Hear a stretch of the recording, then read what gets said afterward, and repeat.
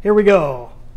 Top 3 steps to breathe new life into your ads. So if you do any type of advertising, or if you're ever looking in the future to do any type of advertising to bring in new customers, to bring in new clients, if you're with a nonprofit, you could be advertising an event or anything of that sort. This will apply to you. Actually, this concept that we're going to talk about today, this can apply to just about anything. And I've actually used it in many cases. I was actually at a political meeting a couple months back where I pulled this out and was given a speech and actually pulled a whiteboard out and drew it out for them and compared it to one of the campaigns that someone in the room had just recently gone through. A failed campaign, by the way. And if you find that if you ever have a failed advertising campaign, if it doesn't quite produce what you want it to, 9 times out of 10, I'd even say 19 times out of 20, I'd say 39 times out of 40. See, it's pretty good math here, right? It's this reason. It's because of a specific order in how you did things and how you thought about it. And this is one of my biggest secrets that I'm giving out to you today. This is thousands and thousands of dollars worth of information, but you could get it relatively inexpensively. I actually got it from this book. This is The Ultimate Marketing Plan by Dan Kennedy. You'll notice that I'm a business strategist, and you might be asking, why do you talk so much about marketing? Why do you talk so much about advertising? It's because it ties back in. If you think about what marketing actually is, it's trying to get a message out to certain people. Well, that doesn't just apply to business. That applies to everything. So in fact, I actually like this definition that he has in here of marketing. He says, getting the right message to the right people via the right media and methods effectively, efficiently, and profitably. That's the ultimate marketing plan. And he talks about this concept, and I'll draw it out for you here on the Dollar Tree whiteboard here. He has it in a triangle too, like we were doing the other day.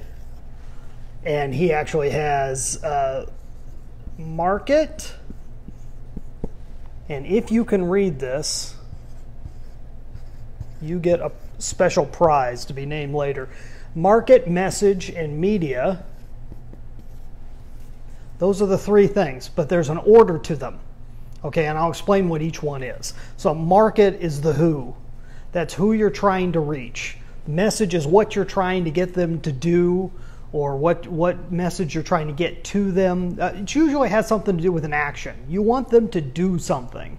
And then media is the method by which you're reaching them. So let's say your market that you're trying to get after are, older Americans that listen to talk radio, and I'm narrowing it down just so I can get straight to the media quick. But you're talking about older Americans, and your message is for them to send out for a special hearing aid package that will eventually get them into actually purchasing it from you. What media are you going to choose to get to them? Now, Facebook, you could use Facebook. There's still a lot of people different ages on Facebook. But one of the top things that you can get right now and pretty inexpensively would be talk radio. So you get on to talk radio, you advertise your message for this free package about what did I say? A hearing aid package, and you're hitting the right market. But you started with who? You started with the market. If you went straight to media and you said, what we really need to do is put out some YouTube videos, well, you might be able to reach your market, but you're focusing on the wrong thing first. It's like we were talking about yesterday with the fidget spinner. If you focus on the tactic, if you focus on the media first, then you're really missing the boat. But it's the most common thing. Most people either focus on the message or media first when they should be paying attention to the market first. It's all about the who.